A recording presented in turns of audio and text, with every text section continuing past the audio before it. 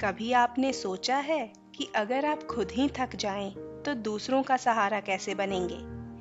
मोनू हाथी ने ये नया सबक सीखा। नीले पहाड़ों के पास एक घने जंगल में मोनू नाम का छोटा हाथी रहता था। मोनू बहुत ही दयालु और मददगार था। कोई भी जानवर उसे बुलाता, वो तुरंत अपनी सूंड उठाकर दौड़ा चला जाता था। कभी वो फल तोड़ने में बंदरों की मदद करता, कभी हिरणों को नदी पार करवाने में मदद करता और कभी-कभी वो तोतों के लिए भी पानी भर कर लाता। जंगल के सभी जानवर उसे बहुत प्यार करते थे, लेकिन एक बहुत बड़ी समस्या थी। मोनू कभी भी खुद का ध्यान नहीं रखता था। एक दिन वो सुबह से ही बिना रुके सबकी मदद करता रहा। उसने ना ठीक से खाना खाया और ना आराम किया। दोपहर तक उसको थकान लगने लगी, लेकिन तभी एक नन्ही गिलहरी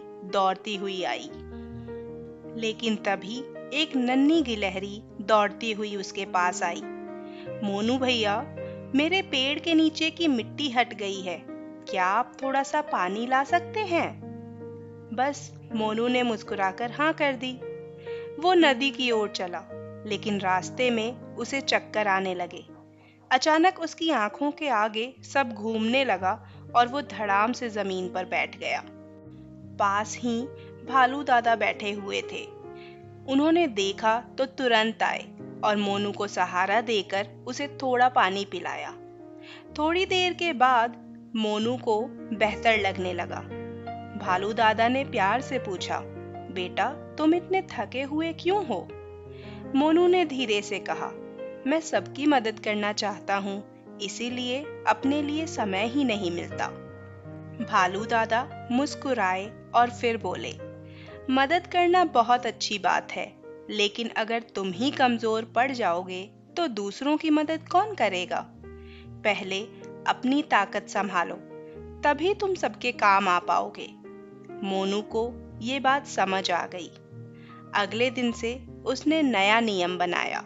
पहले खाना, पानी और थोड़ा आराम, फिर दूसरों की मदद। जब बंदरों ने उसे बुलाया तो उसने कहा, मैं अभी आराम कर रहा हूँ, थोड़ी देर बाद जरूर आऊंगा।